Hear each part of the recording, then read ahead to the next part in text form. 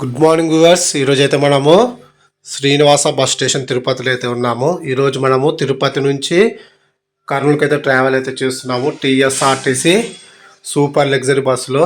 నాకైతే nearly ticket పైన అయితే 100 రూపాయలు అయితే సేవ్ అయిపోయింది. అది ఎలా అనేది బస్ ఎక్కేటప్పుడు చెప్తాను. మన బస్ ప్లాట్ఫామ్ నెంబర్ 30లో అయితే అవైలబుల్గా ఉంటుంది. ఎగ్జాక్ట్లీ 10 గంటలకు మన బస్ అయితే బయలుదేరుతుంది. టీఎస్ఆర్టీసీ అచ్చంపేట డిపో 9:30కే ప్లాట్ఫామ్కి అయితే వచ్చి రెడీగా అయితే ఉంది. హైదరాబాద్కి అయితే వెళ్తుంది, అచ్చంపేటకి అయితే వెళ్ళదు. హైదరాబాద్ నుంచి మళ్ళీ అచ్చంపేటకి అయితే వెళ్తుంది. Service number 2436. నా సీట్ నెంబర్ 26.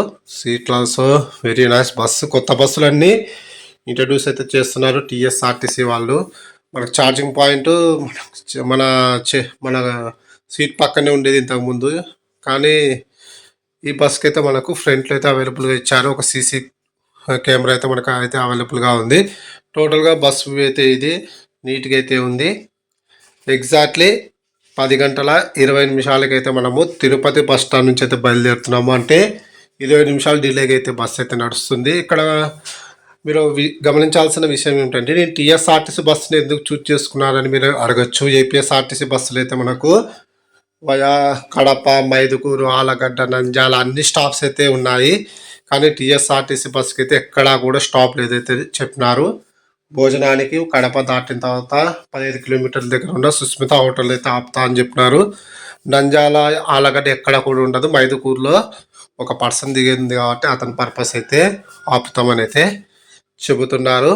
ఇంకొకటి టికెట్ ఫేర్ మీరు తిరుపతి నుంచి కర్నూలుకి అయితే మనకు ఏపీఎస్ఆర్టీసీ అయినా టీఎస్ఆర్టీసీ అయినా మనము ఆఫ్లైన్లో వెళ్ళి అంటే డైరెక్ట్గా వెళ్ళి తీసుకుంటే 630 రూపాయలు అయితే పడుతుంది. కానీ టీఎస్ఆర్టీసీ వారు కొత్తగా అయితే ఇది డైనమిక్ ఫేర్ సిస్టమ్లో అయితే తీసుకొని వచ్చారు. దీనివల్ల లాభం ఏంటంటే, మనకి డిమాండ్ని బట్టి అయితే ఫేర్స్ అయితే మారుతుంటాయి. అంటే సీట్లు ఫిలప్ అయ్యే కొద్దీ రేట్ అనేది పెరుగుతుంది.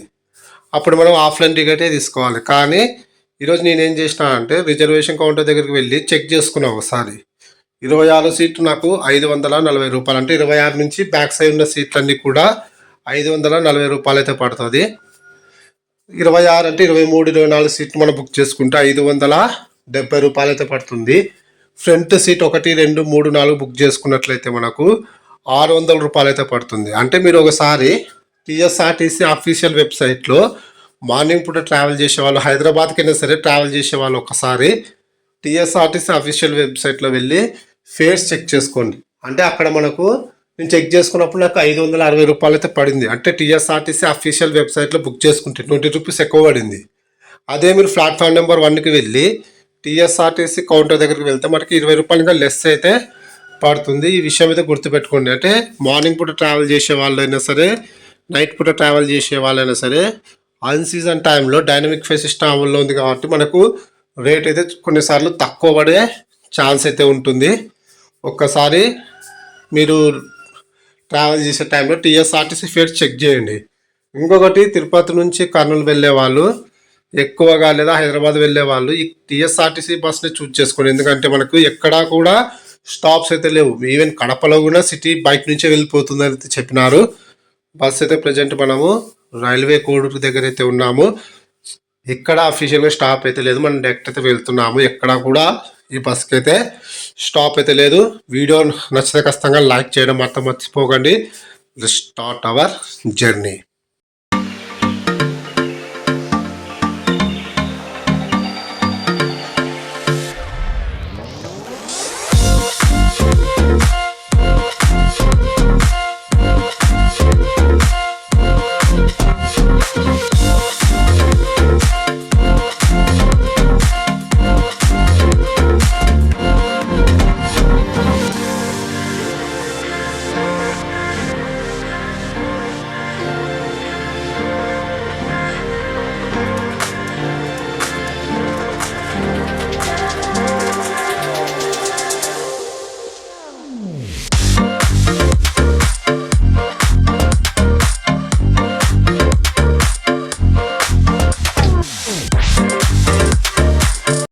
ఎగ్జాక్ట్లీ 1:30 నిమిషాలకైతే కడప దాటిన తర్వాత 15 కిలోమీటర్ల దగ్గర ఉన్న సుస్మిత హోటల్ దగ్గర అయితే ఆపినారు. భోజనం మనకు 100 రూపాయలు అయితే పడుతుంది. చికెన్ కర్రీ మనకు అంటే చికెన్ కర్రీ 150 రూపాయలు, అలాగే చపాతీ 30 రూపాయలు, అంటే 190 రూపాయలు అయితే పడింది మొత్తం కూడా. అలాగే పాలక్ పన్నీర్ టిక్కా 160 రూపాయలే. చపాతీ నాకు బాగా నచ్చింది, 30 రూపాయలకు 2 ఇస్తున్నాడు. ఓవరాల్గా ఫుడ్ అయితే బాగుంది. ఒక హాఫ్ అన్ అవర్ తర్వాత అంటే ఎగ్జాక్ట్లీ 2 o'clock అయితే మనము సుస్మిత హోటల్ అంటే భోజనానికి స్టాప్కి అయితే ఆపినారు కదా, అక్కడ నుంచి అయితే బయలుదేరుతున్నాము. ఈవెన్ మన ఏపీఎస్ఆర్టీసీ నంద్యాల డిపో బస్ కూడా భోజనానికి ఇక్కడే అయితే ఆపడం అయితే జరిగింది. నేను తిన్న ఫుడ్ అయితే బాగానే ఉంది, వర్తే. ఎందుకంటే 100 రూపాయలకి భోజనం అంటే చాలా మంచి విషయమే. అలాగే నాన్ వెజ్ తిన్న వాళ్ళు కూడా బాగుందని అయితే చెప్పారు. ఒకసారి ట్రై చేయండి, పర్లేదు. మామూలుగా బయట డాబాలు అయితే కాస్ట్ ఎక్కువ ఉంటుంది, ఇక్కడ రీజనబుల్ రేట్స్ అయితే పెట్టడం అయితే జరిగింది. నెక్స్ట్ స్టాప్ మనకు మైదుకూరులో ఉంటుంది, అంతవరకు నాన్ స్టాపే.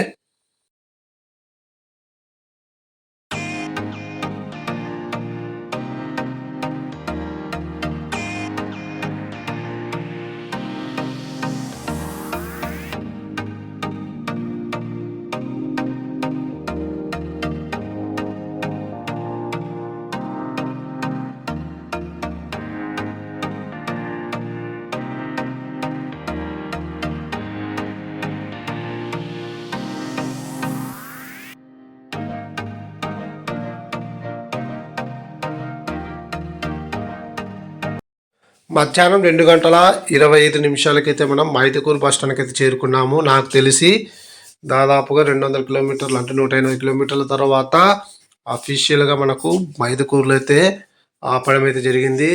నెక్స్ట్ ఆలగడ్డలో ఆపుతారంటే అక్కడ ఆపరు. నంద్యాల కూడా బైపాస్ మీదనే వెళ్తుంది, డైరెక్ట్ అయితే మనము కర్నూలుకి అయితే చేరుకోవచ్చు. మొత్తం కూడా బైపాస్. నాకు టీఎస్ఆర్టీసీ బస్సులో నచ్చింది ఇదే, నాన్ స్టాప్ అయితే వెళ్తుంటుంది, ఎక్కడ కూడా అఫీషియల్గా అయితే దీనికి స్టాప్ అయితే లేదు. ఎందుకంటే లాంగ్ జర్నీ బస్సెస్కి మధ్యలో ఉండే స్టాప్స్ అయితే అవైలబుల్గా అయితే పెట్టరు. ఎగ్జాక్ట్లీ జస్ట్ 2 minutes స్టాప్ తర్వాత మనము మైదుకూరు నుంచి అయితే బయలుదేరుతున్నాము.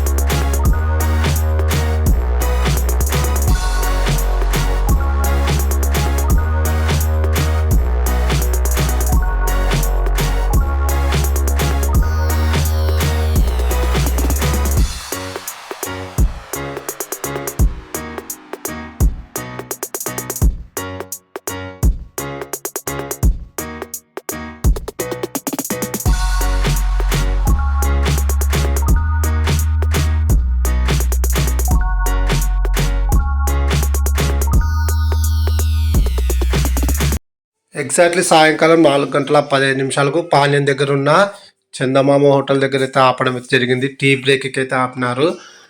ఆలగడ్డ అలాగే నంద్యాల ఎక్కడ కూడా బస్ అయితే ఆగలేదు, డైరెక్ట్ టీ బ్రేక్ అయితే ఇక్కడ అయితే ఆపడం అయితే జరిగింది. ఇక్కడ నుంచి డైరెక్ట్గా మనము కర్నూలుకి అయితే నాన్ స్టాప్కి అయితే ట్రావెల్ అయితే చేస్తాము. నాకు తెలిసి 5:20 కల్లా అయితే మనము చేరుకోవచ్చు.